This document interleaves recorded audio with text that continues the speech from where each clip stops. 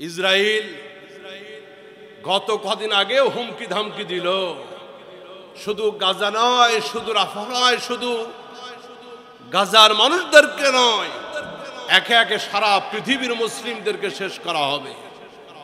এবং তার সাথে আছে বড় বড় রাষ্ট্রগুলি ক্ষমতাবান। আজকে সেই ইসরায়েলের দাবানাল আছে না নাই? আগুনে পুড়ে সারখার হচ্ছে কি হচ্ছে না জোরে বলেন। আল্লাহর ধরা বড় শক্ত ধরা।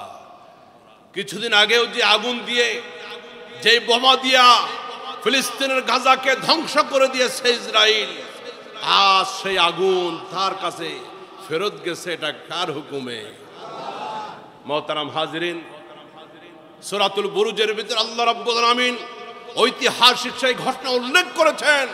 গোটা পৃথিবীর স্বৈরাচার, জালেম এবং কুফরি শক্তির শিক্ষা গ্রহণের জন্য বাদশা ইউসুফ জু নওয়াজ ইয়ামানের জমিনে সমস্ত ইমানদার মুমিনদেরকে শেষ করে দেওয়ার জন্য একটা কূপ খনন করেছিল। রাব্বুল আলামিন সূরাতুল বুরুজের ভিতরে সেই ইতিহাসটা কোট করে সারা পৃথিবীর মানুষকে জানাইলেন।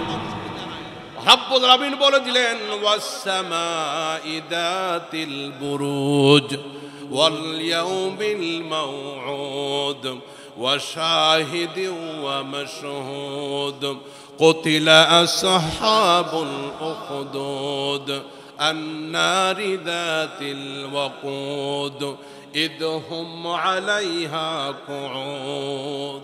আল্লাহ পাক বলেন যে গর্তের অধিপতিরা ধ্বংস হয়ে গেছে। কারা সেই গর্তের অধিপতি?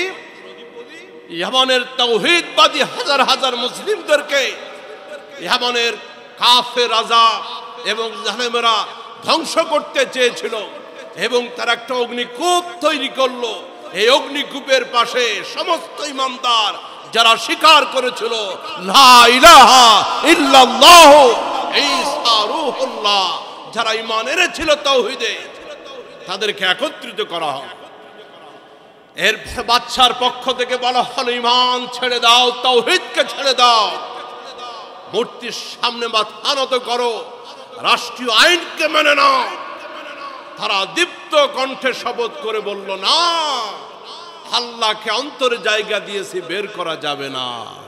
যারা একবার আল্লাহর প্রতি ভালোবাসা স্থাপন করে, এই ভালোবাসা মুছে যেতে পারে। আবার বন্ধুরা, আগুন প্রজ্বলিত করা হলো, দাউ দাউ করে আগুন জ্বলতেছে গর্তের ভিতরে, বিরাট অগ্নিগর্ত।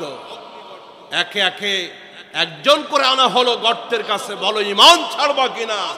কিন্তু ঈমানের বলে বলিয়ান দীপ্ত কণ্ঠে প্রত্যেকেই বলল, না, রবকে চিনে ফেলে দিয়েছি, তার ভালোবাসার সাগরে ডুব দিয়েছি, ঈমান ছাড়তে পারবো না। একে একে গর্তের ভিতরে পোড়াইতে লাগলো, ধাক্কা দিয়ে ফেলতে লাগলো। এভাবে হাজার হাজার মানুষকে আগুনে পুড়িয়ে মারলো। সকলের শেষে একজন নারী, যার কোলে একটা দুধের বাচ্চা। এই সূরাতুল বুরুজের তাফসীরের ভিতরে আসছে, দুধের কলিজার টুকরা সন্তানকে মা জননী বুকের সাথে চেপে ধরে গর্তের কাছে যখন হাজির হয়ে গেল, দুধের সন্তানের জন্য মায়ের ভালোবাসা কেমন হতে পারে? ওটা পুরান ঢাকার কদমতলির আগুনে পুড়ে কেমিক্যাল গুদমে, কেমিক্যাল কারখানায় আজ থেকে বেশ 7-8 বছর আগে যেই মাটা মারা গিয়েছিল, প্রায় 25-30 জন লোক মারা গেল কদমতলি ঢাকাতে। একজন মাকে পাওয়া গেল, সেই মায়ের কোলে দুধের বাচ্চা, ছোট্ট মাসুম বাচ্চা। মৃত্যুর আগ মুহূর্তে মা সন্তানকে ছেড়ে দেয় নাই, সন্তান মাকে ছেড়ে দেয় নাই। পুড়তে পুড়তে মা আর সন্তান দুইজনের দেহ একসাথে লেগে গিয়েছিল, আলাদা করা সম্ভব হয় নাই। কলিজার টুকরা সন্তান এবং মাকে এক কবরে দাফন করা হয়েছিল। দুধের সন্তান বুকের মানিকের জন্য মায়ের কত ভালোবাসা থাকতে পারে। ইয়ামানের ওই কাফের বেঈমানরা অগ্নি ভরা গর্তের কিনারে যেই মুহূর্তে মা এবং সন্তানকে হাজির করলো এবং বলা হলো, বলো তুমি ঈমান ছাড়বে কিনা, তা না হলে প্রত্যেকের মতো তোমার একই পরিণতি হবে, আগুনের ভিতরে ফেলে হত্যা করা হবে। মা বারবার আকাশের দিকে তাকায়, আর একবার সন্তানের চেহারার দিকে তাকায়, বড় ইমানের পরীক্ষায় পড়ে গেছে। কলিজা ভরা আল্লাহর ভালোবাসা, কলিজা ভরা দুধের সন্তানের ভালোবাসা কোন দিকে যাবে মা? রবের কাছে সাহায্য চাচ্ছে, আল্লাহ এই সন্তানের প্রেম আর তোমার ভালোবাসা কোন দিকে যাব আমি? আল্লাহ তোমার ভালোবাসাও তুমি দিয়েছ, আর এই দুধের বাচ্চার প্রতি আমি মায়ের কলিজায় তুমি ভালোবাসা দিয়েছ। আল্লাহ আমি কোন দিকে যাব আমাকে বলে দাও। আল্লাহ রাব্বুল আলামিন বলেন, ইন্নাল্লাযীনা ক্বালু রাব্বুনাল্লাহ সুম্মা ইসতাকামু তাতানাজ্জালু আলাইহিমুল মালায়েকা। রব্বে কারীমকে যারা ভালোবাসে ঈমানদার, তারা শুধু মুখে আল্লাহ স্বীকার করে না, তারা অন্তরও ধারণ করে এবং এইভাবে তারা জীবন দিয়ে দেয়, আল্লাহকে ছেড়ে দেয় না। এইভাবে মা জননী একবার সন্তানের দিকে তাকায় আর একবার আকাশের দিকে তাকায়। আল্লাহ রাব্বুল আলামিন ওই মায়ের কোলে থাকা দুধের বাচ্চার মুখ আল্লাহ পাক জবান কথা বের করে দিলেন। তাফসীরে কিতাব লিখতেছে, কলিজার টুকরা দুধের সন্তান মাকে লক্ষ্য করে বলে, মা রে এত চিন্তা করো কেন গো মা? চোখের সামনে হাজার হাজার মানুষ শহীদ হয়ে গেল, তুমি কেন এত লেট করতেছো? তুমি কেন এত দেরি করো মা? মারে এটা কাফের বেঈমানদের আগুন নয়, আমি দেখতে পাচ্ছি এটা ইব্রাহিম খলিলের ফুলের বাগান। রবের জান্নাত পাইতে দেরি করো না মা, বগল লাফিয়ে পড়ো, ঝাঁপিয়ে পড়ো, দেরি করো না, আবার জান্নাতে দেখা হয়ে যাবে, আবার জান্নাতে তোমার সাথে সাক্ষাৎ হয়ে যাবে। নিজের কোলে থাকা দুধের বাচ্চার জবান থেকে এইভাবে যখন মা আওয়াজ পেয়ে গেল, দেরি করলো না, একটা লাফ দিয়ে গর্তের ভিতরে ঝাঁপায় পড়লো। বাবারে আমি আমার আল্লাহরে চিনতে পেরেছি, তোর কথা ঈমান আরো পাকাপোক্ত হয়ে গেছে। সর্বশেষ মহিলা তার দুধের বাচ্চা নিয়ে আগুনের ভিতরে ঝাঁপিয়ে পড়ল। একজন ঈমানদার ইয়ামানের জমিনে আর বেঁচে না। এবার কাফের বেঈমানের হাতে তালি দিয়ে ঘুমাইতে গেল। আর কোনো টেনশন নাই, আর কোনো তাওহীদওয়ালা নাই, আর কোনো আল্লাহর নামে স্লোগান দেওয়ার লোক ইয়ামানে নাই। ইয়ামান এবার মুক্ত করে দিয়েছে, ঈমানদার আর নাই। এবার রাতের বেলা তারা যখন আরামের নিদ্রায় ঘুমাইতে গেল, আল্লাহ রাব্বুল আলামিন আগুনকে নির্দেশ করেন, আগুন রে এতদিন পর্যন্ত ঈমানদারেরা শহীদ হয়েছে তোমার ভিতরে, এখন ওই জালেমদেরকে পাকড়াও কর, আমি আল্লাহর হুকুম। কুতিলা আসহাবুল উখদুদ আন-নারি যাতিল ওয়াকুদ ইদহুম আলাইহা কুউদ। তাফসীর লিখতেছে, ওই গর্তের ভিতরে আগুন ঝাঁপিয়ে লাফিয়ে উপরের দিকে উঠতে লাগলো, অগ্নিস্ফুলিঙ্গগুলি লাফিয়ে লাফিয়ে গর্ত থেকে উঠতে লাগলো। এরপরে প্রত্যেক কাফেরের ঘর পর্যন্ত আগুন পৌঁছায় গেল।